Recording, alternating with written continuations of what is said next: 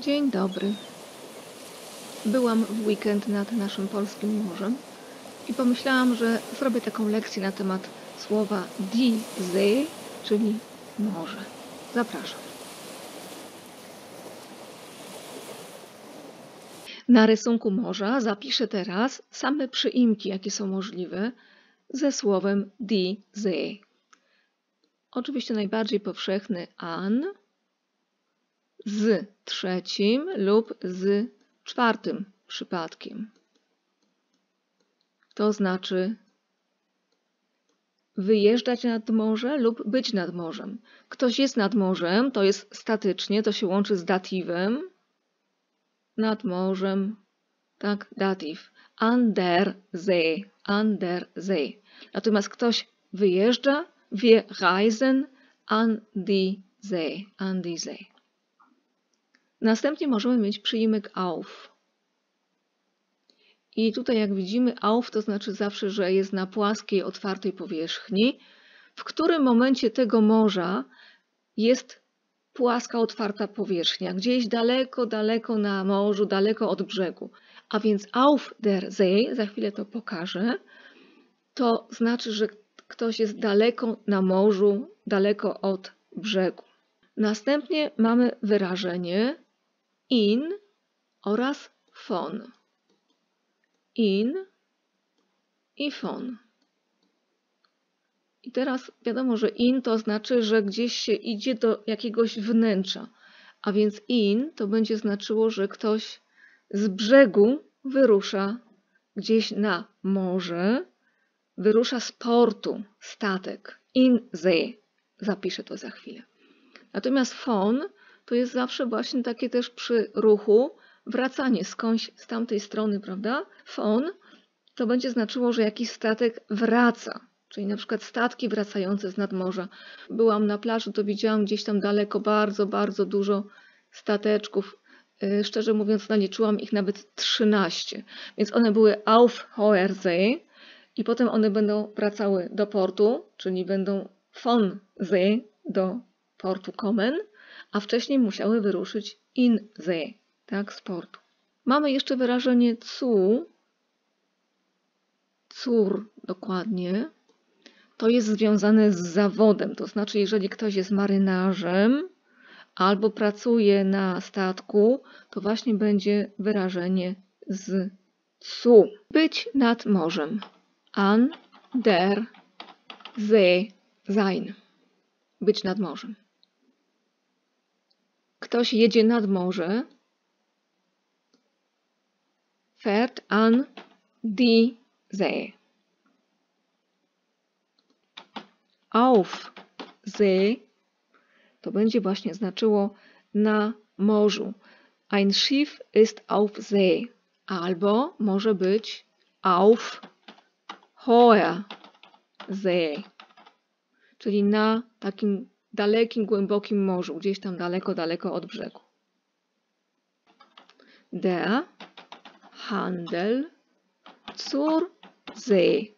To jest handel po prostu morski, der Seehandel, gdzie za pomocą statków odbywa się przewożenie towarów. Zur See. To jest to, że ktoś właśnie wykonuje zawód i mówi się zur See gehen, to będzie znaczyło, że ktoś staje się marynarzem. Er ging zur See, to znaczy, że został marynarzem, ale może być też zur See fahren, jechać na morze, w sensie, że pracować na statku.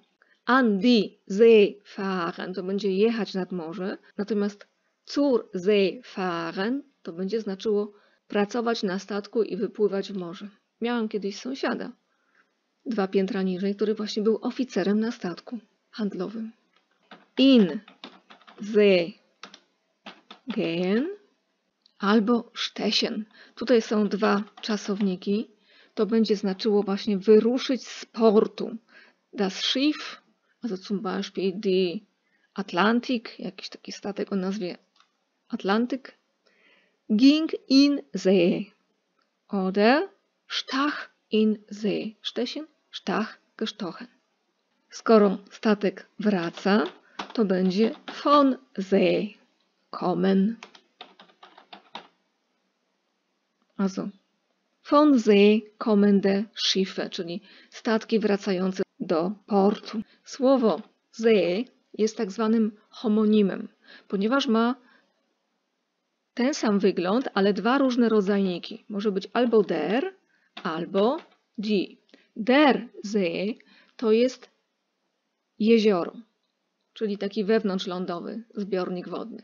Natomiast die See to jest właśnie morze. Homonimy to są takie właśnie słowa, które mają różne rodzajniki, ale ten sam wygląd. Innym przykładowym homonimem jest słowo Leiter, gdzie jest der albo die. Der Leiter od czasownika leiten prowadzić to jest kierownik, przewodniczący, jakiś taki przełożony szef. Der Schulleiter to jest dyrektor. Natomiast die Leiter to jest drabina. Ciekawą rzeczą jest liczba mnoga. Otóż słowo die See w znaczeniu morza nie ma liczby mnogiej, czyli brak liczby mnogiej. Istnieje w słownikach forma die Seen jako liczba mnoga, ale słownik poprawnej Niemczyzny nas poucza, że to die Seen to jest tylko w znaczeniu bardzo duże fale, to znaczy die See to znaczy również taka fala wznosząca się, która na przykład może przykryć statek albo go zatopić. A więc die Seen to będą po prostu fale morskie, takie duże. Na przykład die Seen gingen 5 Meter hoch. To nie znaczy, że morza podniosły się o 5 metrów, tylko że taka właśnie fala morska w liczbie mnogiej, duże fale morskie podniosły się na 5 metrów w górę. Kiedy morze jest bardzo wzburzone, to wtedy się mówi, że to jest die Brandung. Od czasownika, co tutaj mamy? Brand, pożar.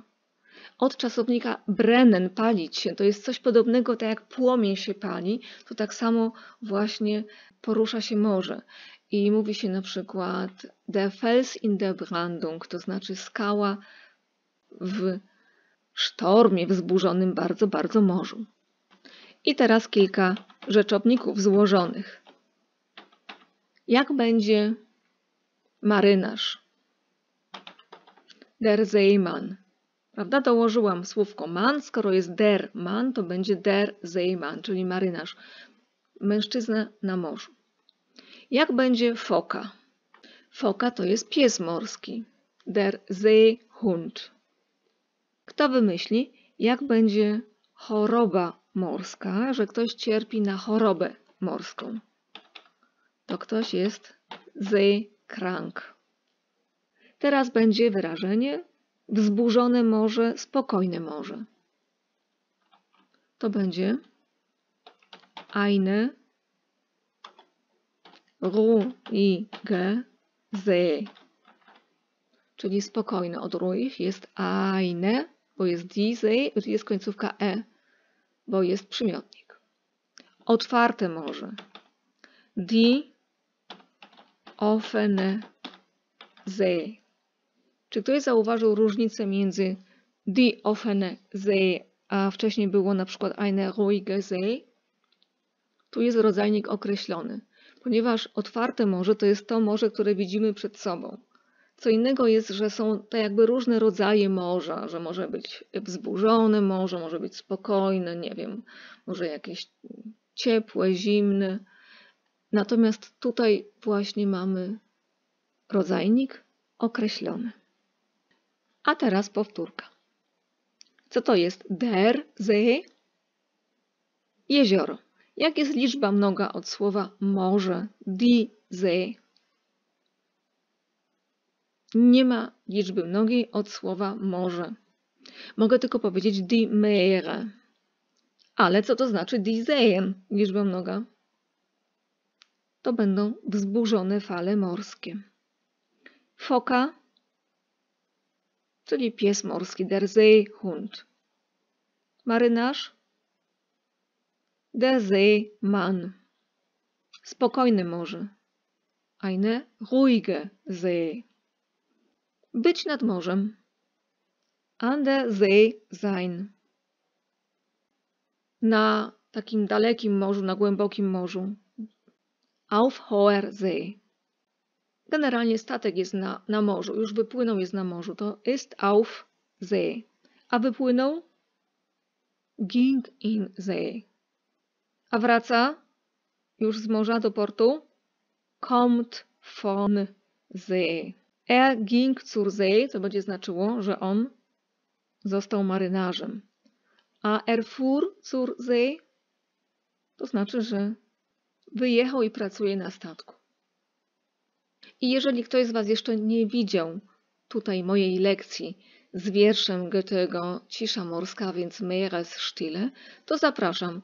Tam są 4 lekcje, od poziomu A0 do poziomu C1. Dziękuję za uwagę i słyszymy się za tydzień.